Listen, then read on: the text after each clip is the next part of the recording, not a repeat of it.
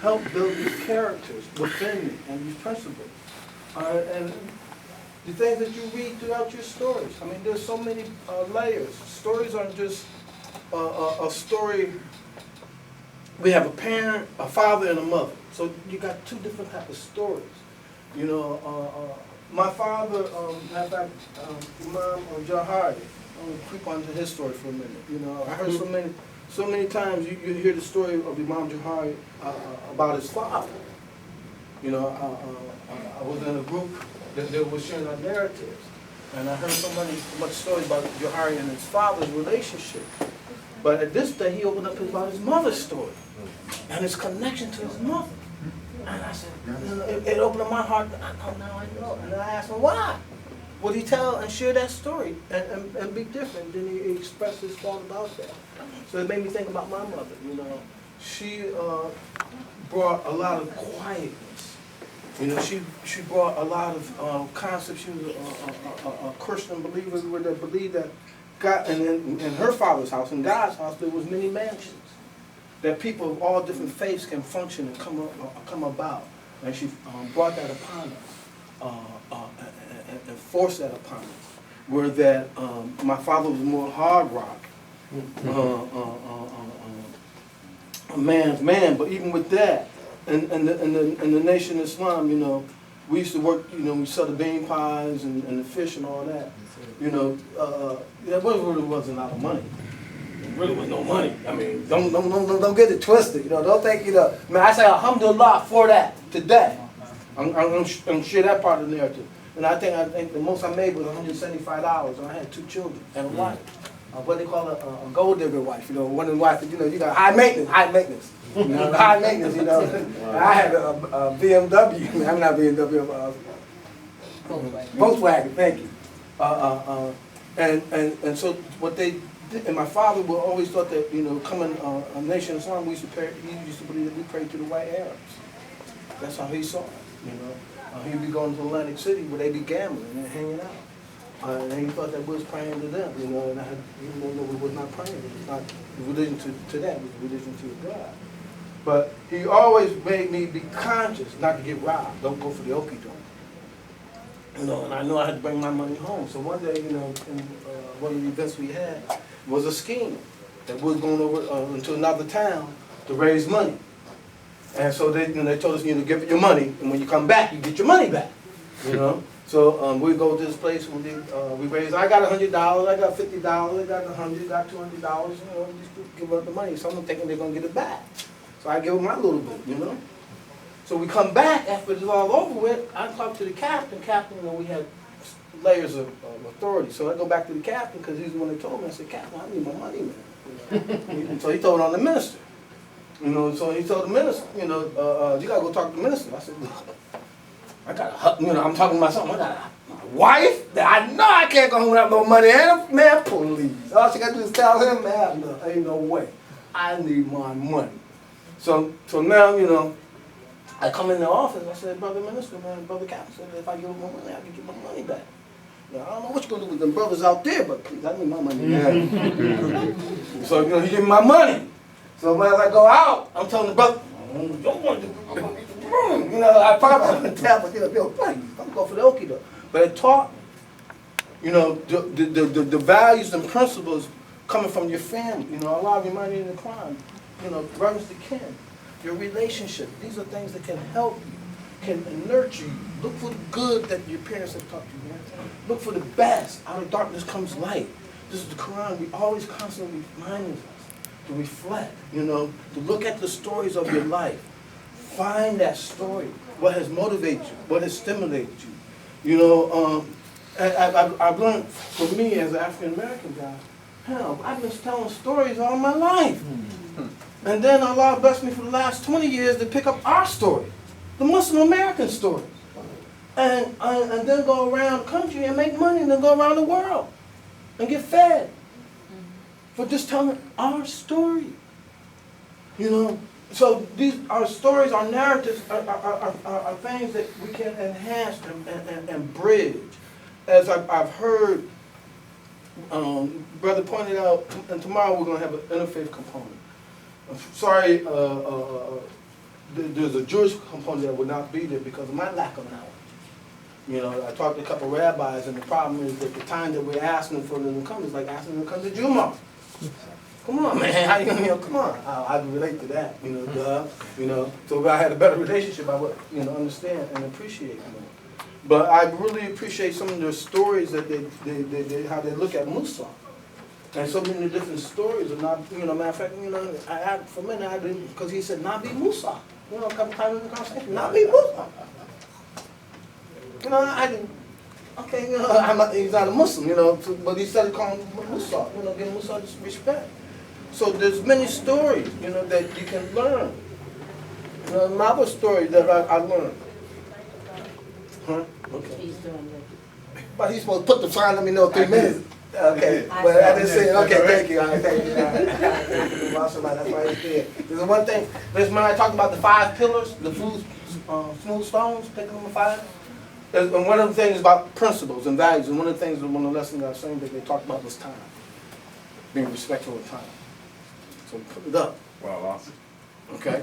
So that we can stay on, you know, on principles of time. So I'm going to end there and bring up Imam Johari.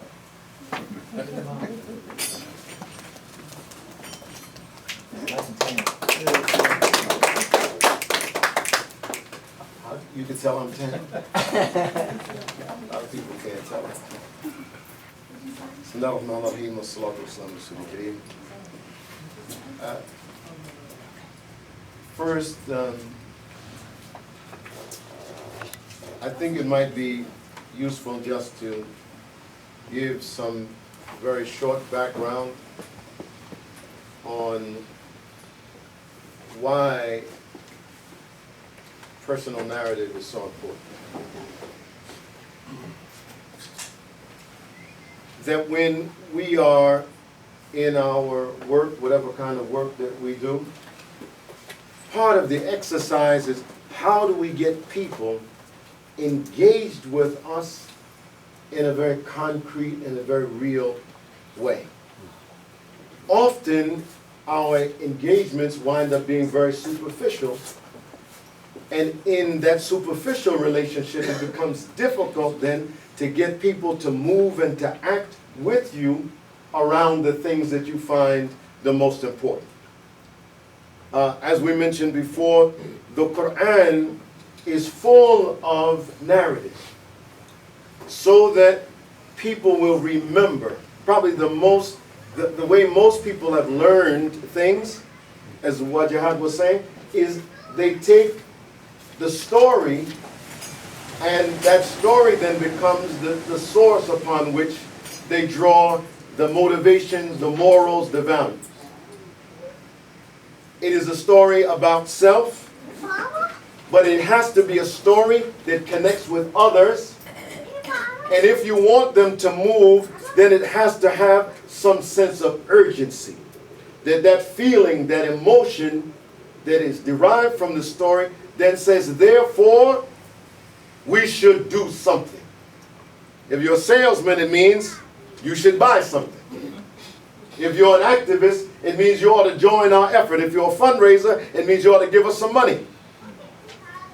But whatever it is, it ought to move you not to do something later, but to do something now. I want to tell you a once upon a time story. There was a woman who grew up in Louisiana on a dirt farm.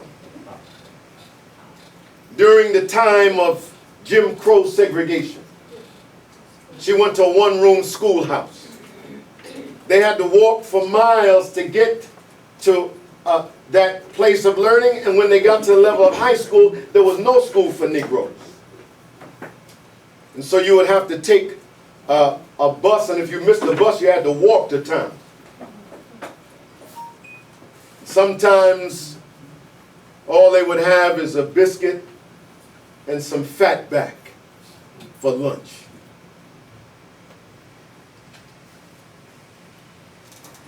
Back in those days, children, they wanted to make a little extra money for their family. The family would have them pick cotton.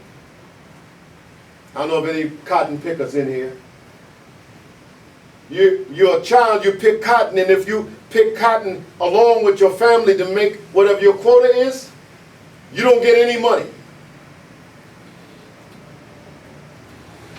This young lady at the age of 14 got a chance to work as a domestic in town. And as a domestic working with her older sister, she got paid money. And after one summer of that work, she decided at 16 she was going to get on a bus and ride through the Jim Crow South to get to New York City, where her brother was stationed as a military person. She showed up at his door without an invitation. She went to high school, got married. She and her husband came to Washington. They went to Howard University. They graduated, and they had me. While my mother returned to Brooklyn, she was a dental hygienist in the public schools. But she observed something. That every day the school would get an allotment of food. And at the end of the day, whatever they didn't use, they would throw it away. And so one day she looked outside and she said to the man, "What are you doing with that food?" He said, "I'm throwing it away." She said, "Well, why don't you give it to me?" He said, "I can't give it to you because it don't belong to me. It belongs to the government." She said, "What are you going to do with it?" He said, "I'm going to put it in the trash." She said, "Meet me at the dumpster." And with a giant trash bag, she would collect whatever he was throwing away, put it in the trunk of the car, and when she got home, she would tell me, "Now go across the street and give it to Miss So-and-so." And I can tell you, you know, you're a kid, you don't want to be doing that. Till I got over there and I saw the faces of the children getting that milk. Something grabbed me. I said, this is what you're supposed to be about. That because of the engagement with my mother, people ask me, "Why do you do what you do?